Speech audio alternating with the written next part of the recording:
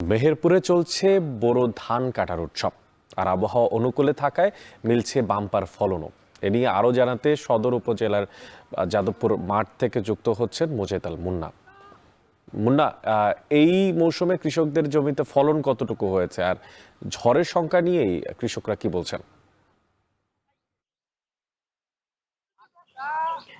অনেক আপনাকে জানিয়ে রাখি, মেহেরপুরে কিন্তু ৩ বছর পরে এবার কিন্তু বোরো চাষীদের মুখে হাসি ফুটেছে। তার কারণ হচ্ছে গেল ৩ বছর কিন্তু মেহেরপুর জেলায় অতিরিক্ত খরা এবং তাপদাহের ফলে বোরো ধান আবাদ করতে কিন্তু বেশ নানান ধরনের সংকটের মধ্যে পড়তে হয় চাষীদের। তবে চলিত মৌসুমের শুরু থেকেই কিন্তু তাপমাত্রার প্রভাব খুব একটা নাই, যার ফলে বোরো ধান চাষীরা কিন্তু এবার আবহাওয়া অনুকূলে থাকায় প্রত্যেকটা জমিতেই কিন্তু ধানে ধানে ভরে গেছে।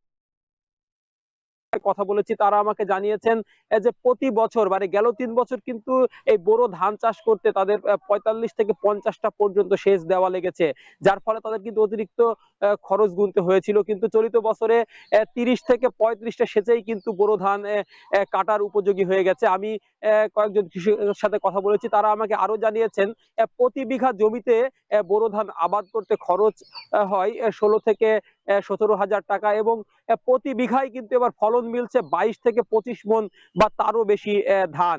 সেই হিসেবে এবার যেহেতু ধানের দামও মোটামুটি ভালো দিয়েছে সরকার, প্রতি মন ধানের দাম দিয়েছে ১৪৪০ টাকা করে। সেই হিসেবে কিন্তু ধান চাষিরা ব্যাপক খুশি ধানের দাম পেয়ে এবং ভালো ফলন পেয়ে।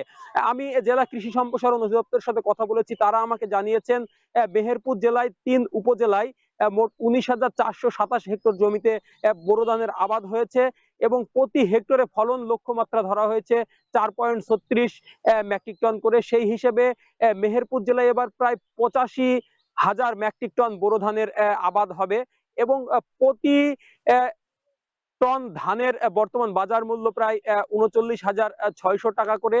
সেই হিসেবে অনেক মেহেরপুর জেলায় কিন্তু চলিত মৌসুমে প্রায় ৩৩৫ কোটি টাকার ধান উৎপাদন হবে।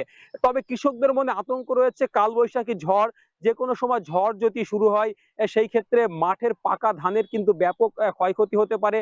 তাই দ্রুত সময়ের মধ্যে তারা চাচ্ছে যে ধানটি কেটে মেরে ঘরে তোলার জন্য। অনেকেই ছিল আমার কাছে বোরো ধানের সর্বশেষ। মেহেরপুরে চলছে বোরো ধান কাটার উৎসব, আর সে বিষয়ে সদর উপজেলার যাদবপুর মাঠ থেকে যুক্ত ছিলেন, সবশেষ জানাচ্ছিলেন সহকর্মী মোজেতাল মুন্না।